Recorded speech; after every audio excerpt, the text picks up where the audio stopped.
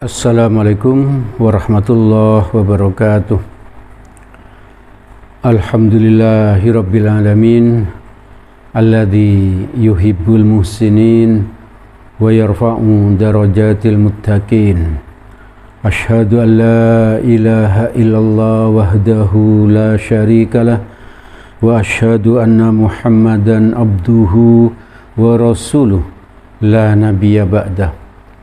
Allahumma salli ala Muhammad wa ala alihi wa ashabihi wa man tabi'ahum bi ihsanin ila yaumiddin.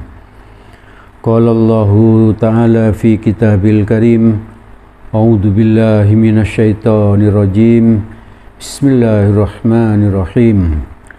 Innama yakhsyallaha min ibadihil ulama.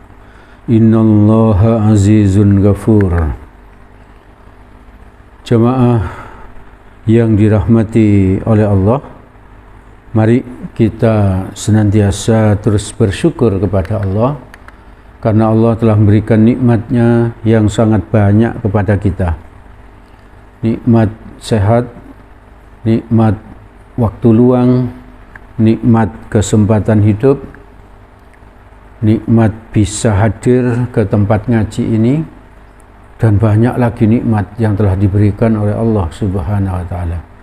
Semoga Allah terus menolong kita agar bisa istiqomah hadir ke tempat ngaji seperti ini. Kenapa begitu? Karena seperti yang sering saya sampaikan, bahwa di tempat-tempat ngaji seperti sekarang ini berkumpullah para malaikat juga ikut mendengarkan bersama kita. Yang menurut Nabi, sayap-sayapnya menjulang sampai ke langit ya. Dan mereka nanti setelah selesai dari kajian ini, setelah kajian ini nanti ditutup, maka mereka segera terbang kepada Allah, melapor kepada Allah bahwa di tempat ini baru selesai diadakan kajian, baru selesai diadakan majelis ilmu, majelis dzikir yang membacakan ayat-ayat suci Al-Quran, yang dikaji hadis-hadis Nabi. Maka Allah dengan bangganya berfirman kepada para malaikat yang hadir saat itu. Allah berfirman, wahai para malaikat, saksikan olehmu bahwa aku, kata Allah, sudah mengampuni mereka semua yang hadir. Maka itu jangan sampai kita tidak hadir ke pengajian-pengajian kecuali ada udzur yang memang tidak bisa ditinggalkan. Selagi masih bisa kita tinggalkan, kita ngaji. Terus, semoga ditolong Allah hingga kelak kita dicabut nyawa. Semoga dalam keadaan husnul khotimah, semoga mati syahid ya. Semoga mati syahid. Ibu bapak, saudara-saudara yang dirahmati oleh Allah, untuk mengaji ini ada sebuah kisah ya, yang bisa kita ambil hikmahnya dari Syekh Abdul Qadir Jailani. Syekh Abdul Qadir Jailani ini dalam sebuah bukunya bercerita, dalam suatu perjalanan aku, kata Syekh Abdul Qadir Jailani, nanti saya singkat SAQ gitu aja ya, biar tidak bilang Syekh Abdul Qadir Jailani gitu terus. Saya singkat SAQ ya, SAQ. SAQ ini merasakan cuaca yang sangat panas ya, yang sangat panas. Hampir saja ia mati kehausan, kata. Lalu datanglah di saat yang sulit seperti itu, datanglah awan menaungiku, katanya SAQ. Jadi luar biasa toh, waktu jalan kepanasan, kehausan, hampir mati, seolah-olah datanglah awan pekat gitu ya, menaungi SAQ ini. Angin terasa datang bergerak ya. Sehingga membuat sejuk keadaan saat itu ya. Lalu menghembus ke tubuhnya SAQ ini dan terasa mengalir, ada air ludah itu mengalir ya di dalam tubuhnya SAQ ini. Tiba-tiba dalam kondisi yang sangat enak itu, seolah-olah itu datangnya dari Allah, ada suara ya yang memanggil SAQ tadi. Wahai Abdul Qadir, kata suara tadi, aku adalah Tuhanmu. Jadi suara tadi mengaku Tuhan. Maka As-Saki ini nyaut, engkau Allah. Jadi bertanya seperti, engkau Allah, tiada Tuhan selain engkau. Jadi kalau memang itu Allah, maka As-Saki ini bilang tidak ada Tuhan selain Allah. Lalu suara itu manggil As-Saki lagi, wahai Abdul Qadir, aku adalah Tuhanmu. Mulai hari ini, katanya suara itu, aku halalkan apa yang telah diharamkan. Maka As-Saki ini membentak suara tadi itu, engkau pendusta, katanya.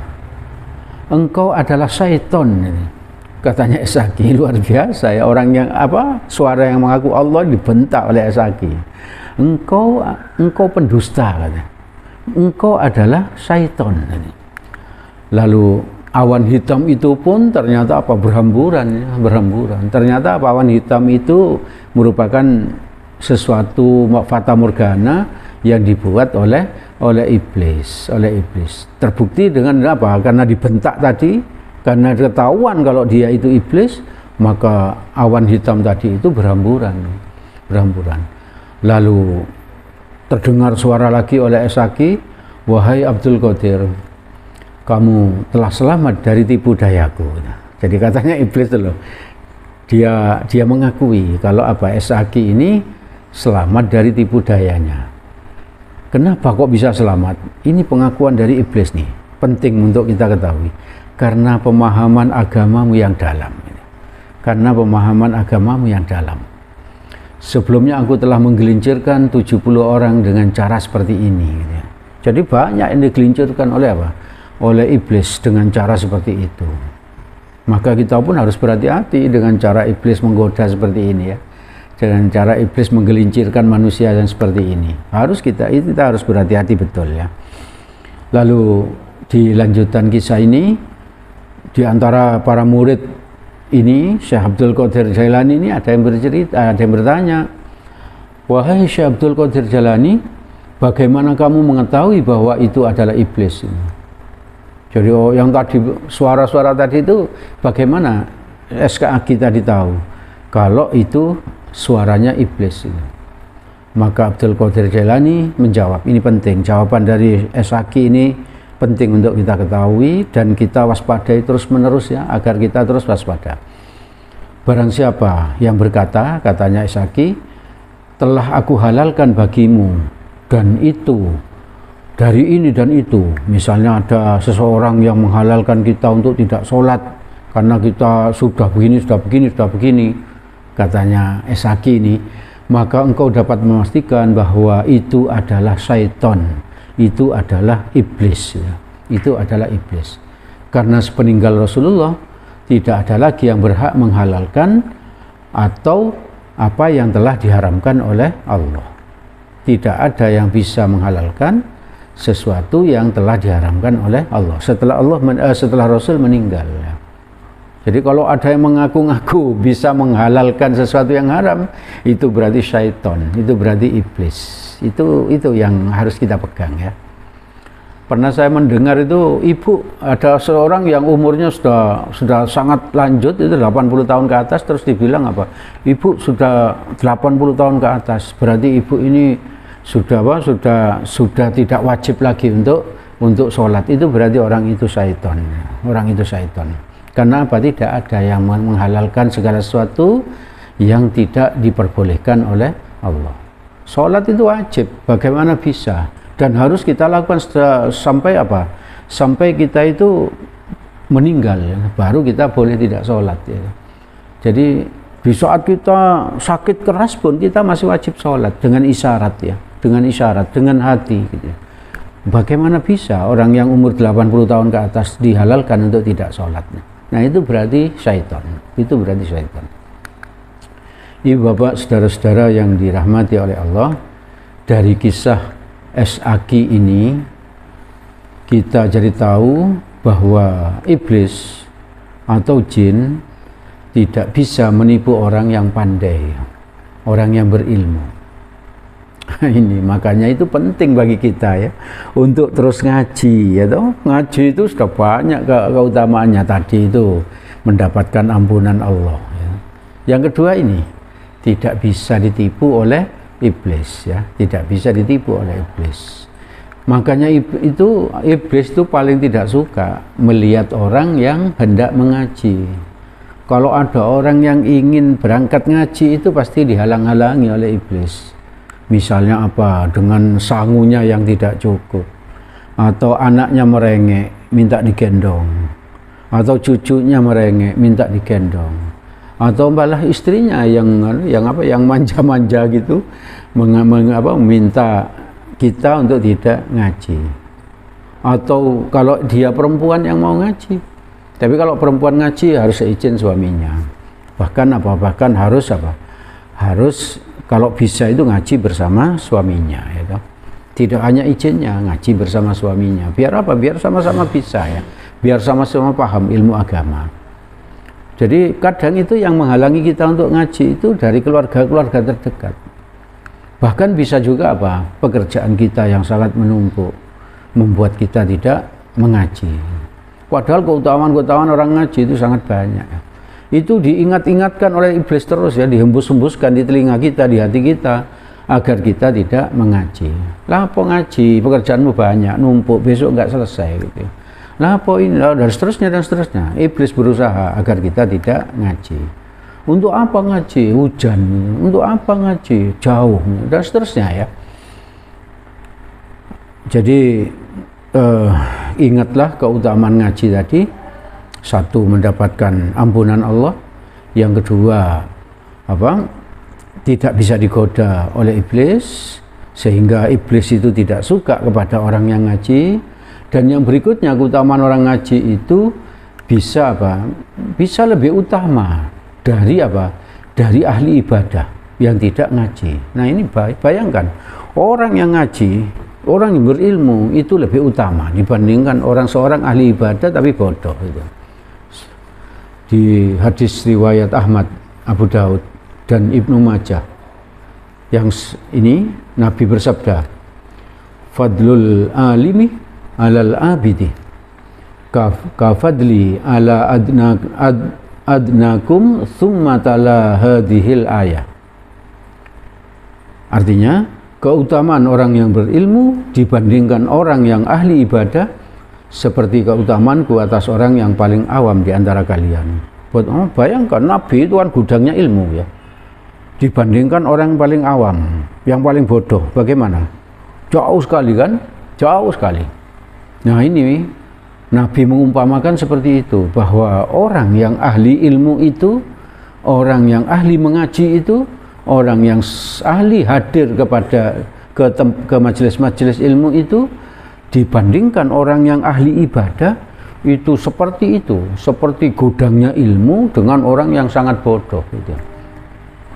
Itu luar biasa ya, luar biasa. Itu menurut Nabi, bukan saya yang bilang ya. Saya hanya menyampaikan saja ya, hanya menyampaikan. Maka itu mari kita ngaji agar kita berilmu ya. Apalagi kalau orang yang berilmu tadi beribadah, luar biasa ya. Ibadahnya tidak akan mampu digoda oleh syaitan, tidak akan mampu digoda oleh iblis. Ketika Nabi menyampaikan hadis ini, Nabi menyampaikan sebuah ayat di Al-Quran yang saya baca pada pembuka tadi, yaitu Quran surat Fatir ayat 28. Saya baca artinya, bahwa yang takut kepada Allah itu hanyalah hamba-hambanya, bahwa yang takut kepada Allah dari hamba-hambanya itu adalah para ulama ya.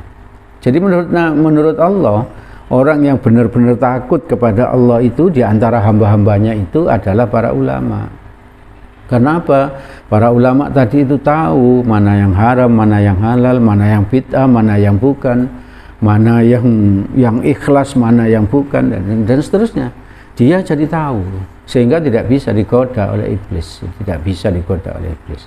Maka itu ibu bapak, saudara-saudara, mari kita ngaji dan ngaji terus menerus sampai kita dicabut nyawa.